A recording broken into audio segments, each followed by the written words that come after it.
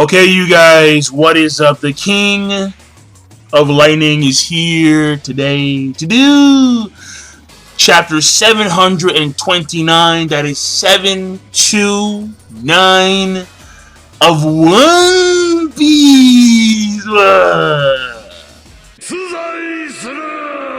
That's right. Now, first of all, before I get started with the actual chapter itself, a few things. First of all, actually, no, one thing, pretty much. The chapters came out yesterday, Wednesday. Today is Thursday. Now, I couldn't do the chapter review yesterday because I had two exams, an exam Wednesday night and Thursday morning. And, of course, those are priority. So, if you guys want to be informed, because some people, they didn't know about that.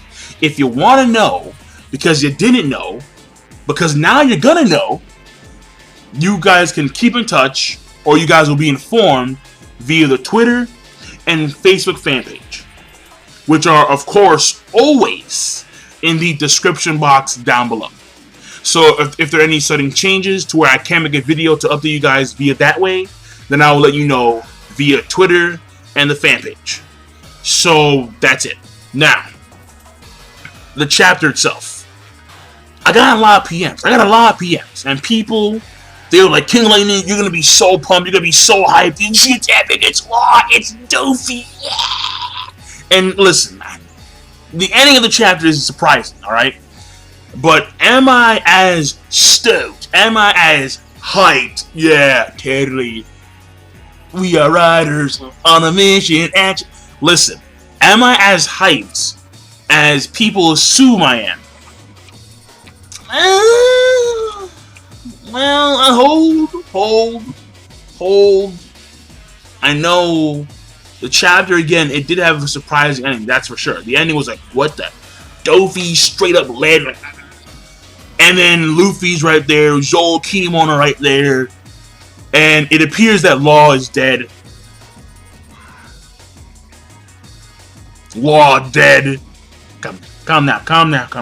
I mean, he may have some scars from this. No, he will. Probably have some scars. And we can assume that these bullets are hockey laced, like it's some kind of poison. But the thing here is that this is One Piece, man. If you're not nuked, you're probably not dead. That's just the way it is. Whitebeard, how'd he die? My God, they had stats, and he was old, and he was sick. He was old, he was sick, and he had stats of how he hit stats, like a list of shit about how he died. Ace, if you get a sustained magma face in your chest, and the nigga holds it, I mean, when I say holds, he holds it. Like,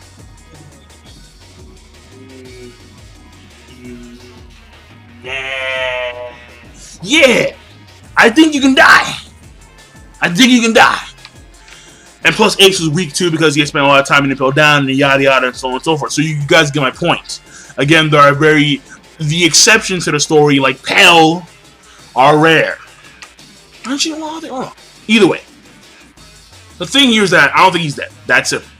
Now, what I can say though is that the turn of events may now lead Luffy to actually get out of the tournament and just start fighting Flamingo like right then and there, which would be cool to see. But I think Zoro is gonna actually take, the helm now.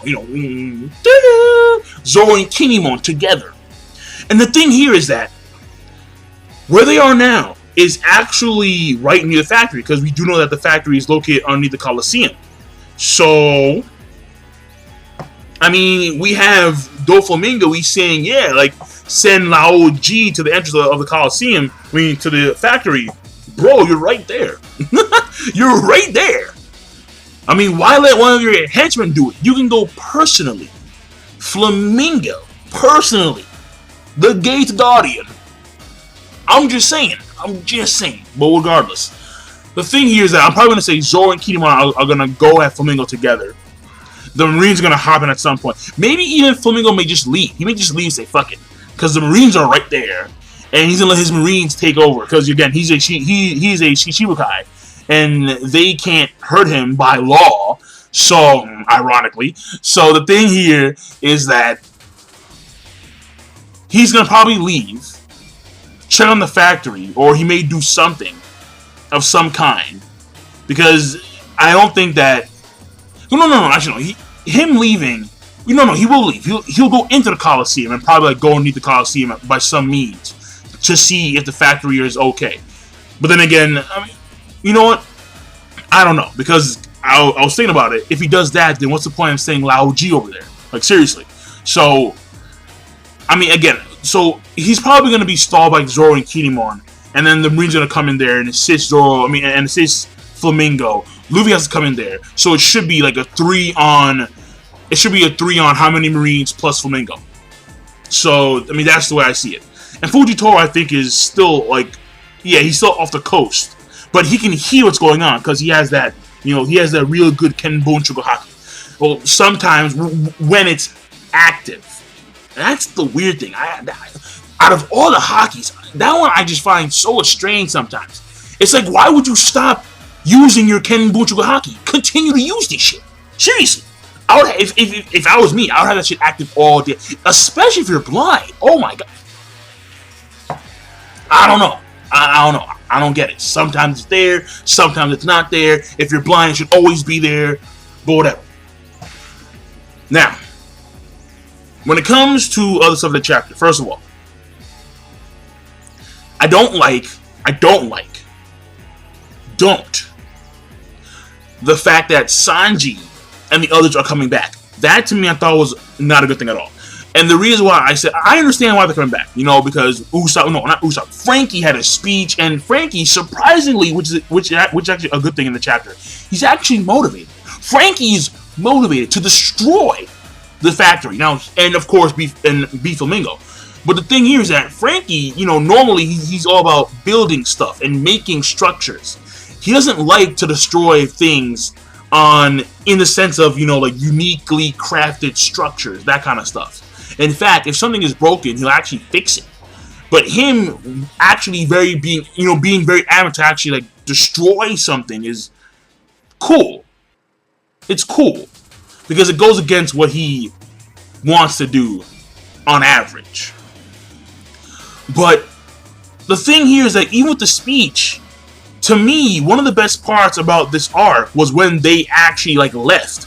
When Law said, like, yo, y'all have to bail. Like, you guys need to go. Because Flamingo, he's sky demoning on his way. Like, yeah, Spider-Man, he's coming. And it's like, y'all need to bail. And so they bail. They coup de burst and they get the fuck out. And the thing here is that, to me, I thought it was fascinating. I thought it was actually very cool because of the fact that this is something that we haven't seen in the series, in which we have the main crew. They're there, and we always see them split up, but they're normally within the same vicinity. They're on the same island, and they always achieve like this goal, and they come back together, and like they strike crew up and they party and that kind of stuff. But in this case, I mean, again, like that's very rare. Like the only time we've seen before was at the beginning of the series, in which we have Nami. She steals the merry-go, and then Usopp, and then Yosaku and the others have to chase, and then finally comes Zoro and Luffy and Sanji, right? And that was when we actually had like the crew split up, like islands apart. And in this case, it was very similar to that. And it was actually kind of cool because it's been a while since we've seen that. Where we have the crew, like Sanji being like the helm guy, and they're going to Zou to meet up with Law's buddies, with Beppo and the others. So that was cool. But you take that away because now we need to go back. It's like, why? It's like, to me, I'm not a fan of that. Because that unique aspect of this arc is now like gone. Because they're going back. So it's gonna wind up being the same shit. It's gonna wind up being the same. We're gonna beat the enemy together, and they could lose to Flamingo. I don't know, because Flamingo. Well, then again, who knows? Because Pika, we don't know where the hell he is. Trable is obviously haxed, and Diamante, we haven't seen him fight, but they have a lot of dudes underneath them. So even though we have destroyed pirates, and they're so adamant, they're so hell bent on destroying the factory and beating Flamingo. I think only one of the goals is going to be accomplished, and that's destroying the factory. Flamingo has too many powerful dudes underneath him for the Straw Hat Pirates alone to beat him and his boys. But regardless, if you destroy the factory, if you continue to contain, or if you continue to hold Caesar Clown captive, Kaido's gonna be pissed. Oh, he's gonna be so mad. Like, what? No, in comes the strongest thing alive. The dude that makes Flamingo quiver at night without having sex. Come on. This is the dude. This is the dude. Let him do it. Let Kaido do his thing. My thing is that, and this may seem, no, it's not ironic. It is what it is. It seems like, no, it is ironic. Because the Straw Hat Pirates right now, at this point in time, even though what they're doing is in the behest of the island and the people, like the dwarves and those who have been captured and tortured by Flamingo and the Don Quixote pirates, at the same time, even though what they're doing is in the benefit for the island, is kind of being selfish because they're not sticking to Law's plan. They don't have faith in Law's plan. They don't have faith in the job. They run amok and they do their thing. And against a guy as organized as Flamingo, against a guy who has so many people backing him, like Diamante, like Trabo, like Pika, the Marines are there, Fujitora is there, for Christ's sakes. This just seems to be like another remake or another situation just like Shimon Archipelago, where in which they're taking on way too much. It's too much to chew. There are too many fuckers. There are way too many people. Now, granted, there may be a scapegoat. And the scapegoat is the other, gladiators. They may come in there, they may assist them, like, Elizabalo,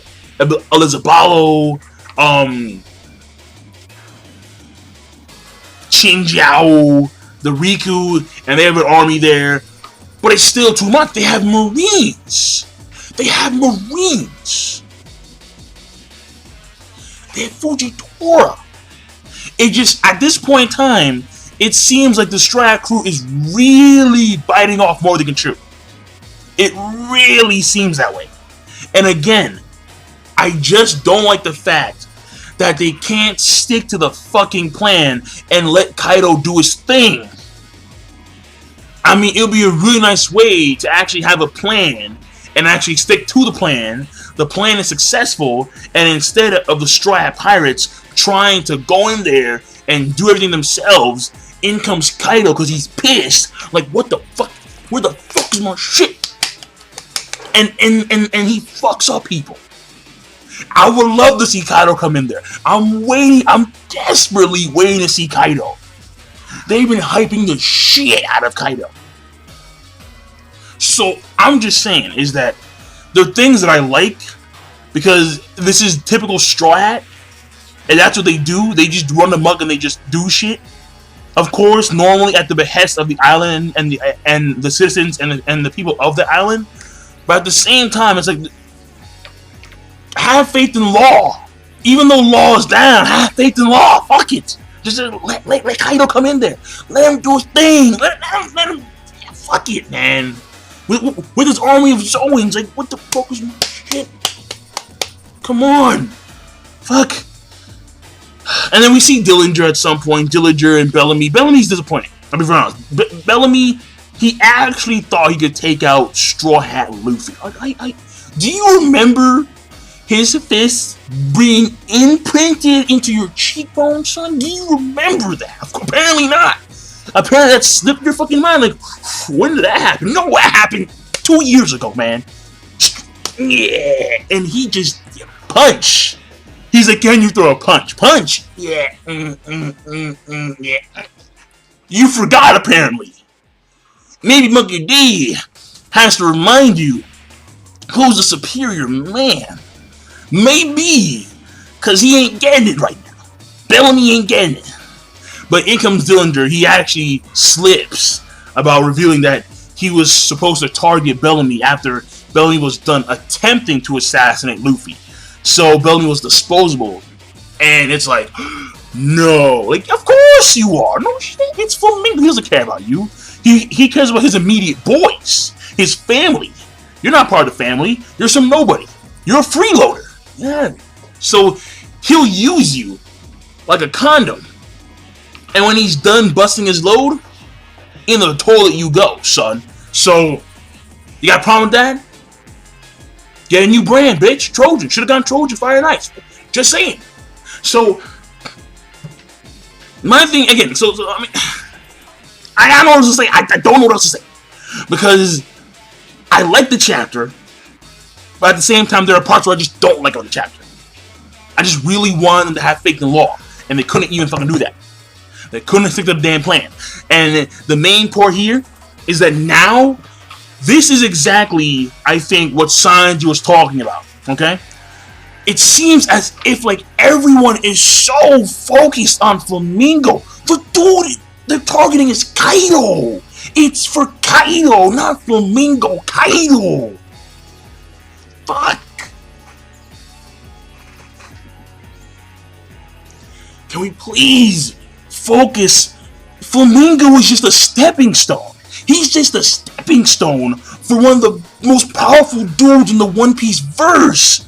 The fucking strongest thing alive, Kaido. And they're so focused on Flamingo and his bow leg and his fur pink coat and his strings and his boys. They're so focused on Flamingo they can't see the end of the damn road. And at the end of the road is damn Kaido. So fuck. Sanji, I think, was absolutely right. They're way too focused on Flamingo. They're way too emotional on Flamingo. Kaido, he was the dude. He was the main guy. Everyone here is just twigs on the road. You kick them to the side and you focus on the damn mission. But now, no. Now, they're gonna hop into a full-blown war. Or I should say battle, because, you know, in One Piece, they say war, but it's not war, it's a battle. It's like a one-day thing. If it was a war, it'd be like 20 years. Like a year, like a few months, something like that. But no, they're gonna hop into a full-on battle against Flamingo, the Don Quixote pirates versus the dwarves and the Straw Hat pirate and whatever remains of the Law Alliance or of all the hard pirates over here. So that's my take. I like it. I really do. And, you know, again, the hockey lace. And again, he's not dead. It's obviously not dead. But give me your thoughts on that. Because I don't know what rating I should give it. I want to say, like, it's a great chapter of One Piece. Because it is shocking. But the negatives, I think, bring it down. But then they're self-imposed. Well, then they're not really. Because these things are facts. Most of what I'm saying is facts. Fact is that the main guy is Kaido. And they're so focused. They're so focused on Kaido. It's like, hey, why? I mean, they're so focused on Flamingo. And it's like, Kaido. I want to see Kaido so bad. I want to see him so bad because they've been hyping the living fuck out of him. This dude's a mystery. He has a constant veil over him. Remove the veil, alright? Show his face. What does he look like? Okay? What are his abilities? At least bring in some Zoans in there, like some of his top tier Zoan, like a Vice Admiral, the Vice Captain of the Kaido. Oh no, even that's too far. Just, you know, someone powerful from Kaido's army, like a Zoan model Minotaur, something. Anybody. Because at this point in time, it's like, we're so focused on Flamingo, and it's killing me. Alright, but I'm done. Alright, I believe there's nothing more to say about the chapter.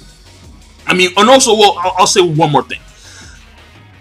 Law actually was able to scratch Flamingo across the cheek, despite the fact that he was injured previously by Fujitora, and he was won by Fujitora and Flamingo, because again, he had fought them for a period of time.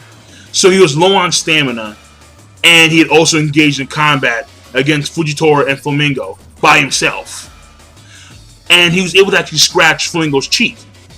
But Flamingo overall was able to best him Mainly, and I believe, mainly because of the fact that Flamingo, he knows Law. Like, he had Law under, like, Law was under his tutelage for a period of years. So that means that Flamingo would know the ins and outs of Law's ability, even though his abilities have increased over the past 2 years. Flamingo would still know enough to be able to best him in combat quite easily. And he did. He really did. Like, it was easy for the guy. In fact, at some point in time, he was talking to Diamante. And he's like, yo, Diamante, you take over the Coliseum fully. Don't get Laoji. Don't get, Dillinger and the others. You take over fully. And that's like, and he's like, really? He's like, yeah, you're a genius. So, again, guys need stuck in this pace. And the last thing is that there is still some memory alteration going on here. I believe that the people who are actually turned into toys, they also, like, the moment you're turned into a toy, people you know, or people who know you start to forget about you. That's the way it seems. Because they still know who Don Chinjiao is. But they didn't know the others, like Sai, like, his brother Bo, the Arabian assassins, those guys, so, or Middle Eastern, whatever you want to call them. So, the thing about it is that, like, they're starting to forget these people as well. So, is that also a part of Trebo's powers? Because if that's the case, then Trebo's like mega hacks. Well, no, not mega, but still, like, he can turn you into a toy. Or, well, again, we assume it's him. And then on top of that, people slowly start to forget about your existence. Like, yo, Trebo. Unless there's another person involved in this memory alteration. Like, for example, Senior Pig. So, but yeah, I'll leave it at that. So, King Lightning, my chapter rating, I'm not going to give it one because I just don't know. I'm on the fence. I'm on the fence. But I'll see y'all later. Peace. Have a nice day. And please give me your thoughts. I think at some point, Saturday, because I can't do tomorrow, because tomorrow, tomorrow I'm busy. And I can't do it today, because today I have so many other reviews to do on a whole. But I think either Saturday or Sunday, I'm going to do a One Piece only live stream. And you guys just, think about things, write stuff down, and if you guys can actually get it to me when I do my live stream, I'll let you guys know a day before. I'll do an actual video and I'll tell you guys I'm doing a One Piece live stream tomorrow at this time. If you can make it, good for you. If you guys can't, then it'll be automatically uploaded to my channel. That kind of stuff. So, but yeah, so now I'm done. It's been long enough. King Lightning, rate, comment, subscribe as always. Peace. Have a nice day. Yeah, one more thing, alright? This completely slipped my mind. I forgot, and I apologize. But the Willa D thing that Law mentions. Basically, Law knows something that regards the Willa D. He even says the D will create another maelstrom or something along those lines. Like something like a storm. Basically, it once again revolves around the Willa D. Now, after all this is said and done, Law and Robin have to be pinned down to a chair, and they need to start talking about the Willa D, because they know stuff about the Willa D, and they haven't said shit. So, Oda, please, Willa D, because, I'm going to stick with my moon theory until you state otherwise. Because at this point in time, the moon theory is looking like the best theory. But at this point in time, Law, he does know something about the Willa D, about how the Willa D will once again cause this storm, and that's why he's so adamant about backing up Luffy at this point in time. And also one more thing before I go. Basically, if you're gonna say that the whole Kaido thing, Law lied about it in order to beat Flamingo, we don't know, because no one really knows. All right, because he could have lied about that lie to just just to trick Flamingo. But again, no one really knows. But regardless, we'll see where it goes. Willa D, Robin, Law, start talking. Peace. Have a nice day.